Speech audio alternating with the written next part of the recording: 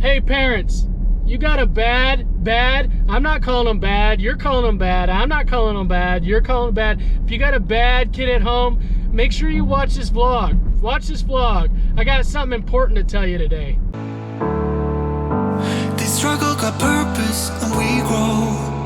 So whatever road we have to take next, all I need to know is that we'll roll with the punches.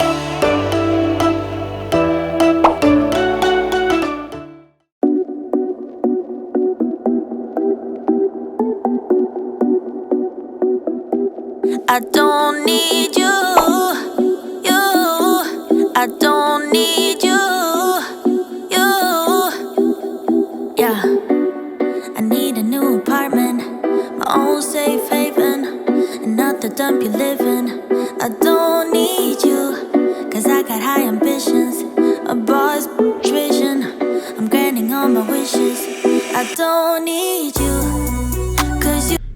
Alright, y'all. Alright, Parisi. One of my faves, y'all. One of my favorite coffee shops in Kansas City. You know, when you go in there, it's just so beautiful. Everything is beautiful. I don't know marble. I don't know what it is, but it's the glass.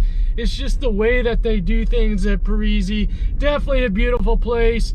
If you just want to feel beautiful, just go in Parisi. Just go in Parisi, get you some coffee, sit down, relax, soak in just the beautifulness. Just soak in the beautifulness.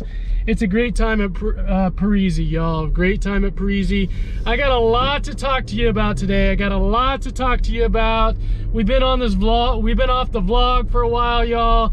Busy with clients, but you know what? I miss you guys. I miss you. We got to get back on this, y'all. We got to get the vlog life back going again, okay? Here we go. Chocolate strawberry, baby. Chocolate strawberry. Here we are. Bring the energy today. Bring the energy of the chocolate strawberry. I don't know what that means. I don't know what bring the energy of the chocolate strawberry means, but hey, come around Kansas City. Kansas City's got all these hearts around Kansas City. We're out loving today in Kansas City. Let's go. We're out loving in Kansas City. Come on, let's love it. KC right here, baby. KC. All right, y'all, I want to talk about something today. I talk with clients a lot about. Okay, it's time for what's been coming up in client sessions. Expectations, y'all. I want to talk about expectations for a second, and I believe it's healthy to have expectations. It just means that you want certain things, right? And I like that mindset. I'd rather have a mindset that's on offense, that, you know, we're being active rather than reactive and on defense. Let's go. Let's get the most out of life. Let's go into life. Let's have some expectations. But here's the thing, y'all. I gotta caution you. When you have expectations, you can't be tied to those expectations, okay? You have a certain way, you think a certain way. Okay, this is what I want to happen. This is how I want it to go down. This is what I expect, okay? But if it doesn't go that way, because you're not always gonna get what you want, it's not always gonna turn out how you believe it's gonna turn out. You have to then kind of shift. You gotta shift, right? You gotta shift, and you gotta go, okay, it's not what I expected. So now how do I adapt? How do I adapt now to how it ever turned out, okay? Makes sense? It's a big deal for me, y'all. It's a big deal to have those expectations, but really it's the shift. It's the shift that's really the bigger deal, because some of us get tied to those expectations, and when it doesn't go our way, when we don't get what we want, it's not good. It's not good, guys. Not good at all. Remember, doesn't go your way, shift, adapt, you'll be good. Always kept me down so I couldn't fly on my own. Used to think that being single was being alone. Now I know. So, you know, my first goal always is when I meet someone, a family, that I just want to make a good connection with them. That's my ultimate goal.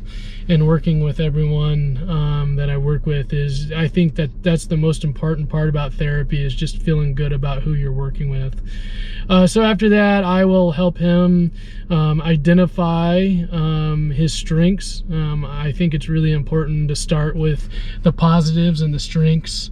I oftentimes find when people get in situations where they're either angry or they're having a lot of negative behaviors is, you know, they identify themselves through those behaviors, and sometimes the family culture can even start to sway that way. So I really like to focus on the positive first, and we'll always lean on the positive when we need to kind of get into a situation where he might be struggling. So I'll teach him cognitive behavioral skills after that, after he's got confidence and he's connected with himself. You know, his thoughts, feelings, and behaviors are all connected together.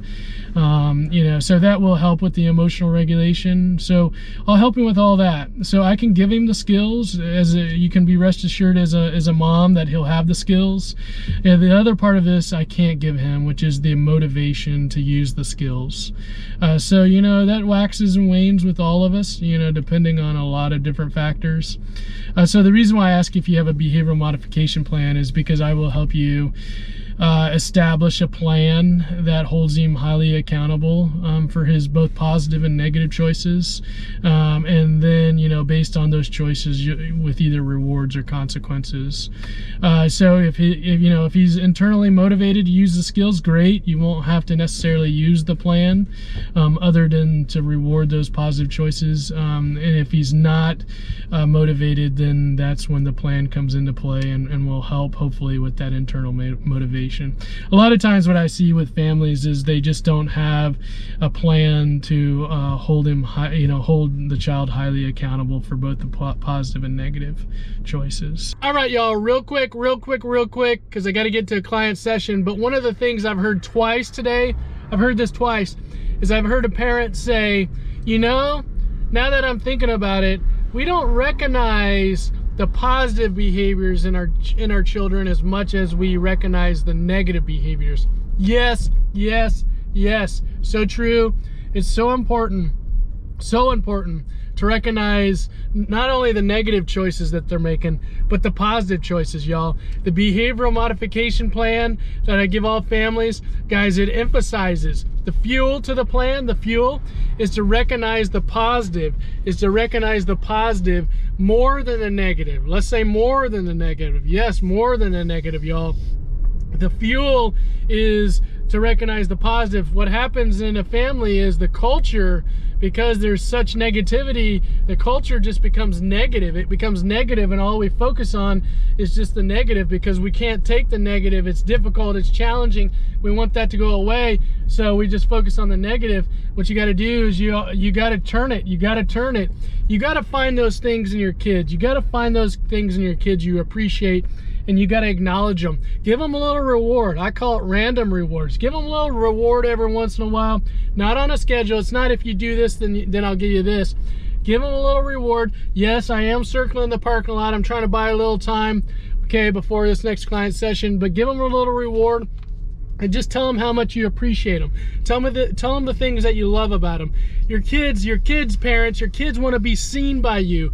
They want to be seen by you, and if they're not seen in a positive way, they're going to show up negatively. They want to be a space in your life, and if you're not recognizing the positive, then they're going to find a way for you to recognize the negative, y'all. They're going to find a way. Find those positive things in your kids. All right, y'all? Turn that family culture around. Go from negative to positive. All right, got to get to this client session. See ya. On track, now we gon' way up. W's as easy as a layup.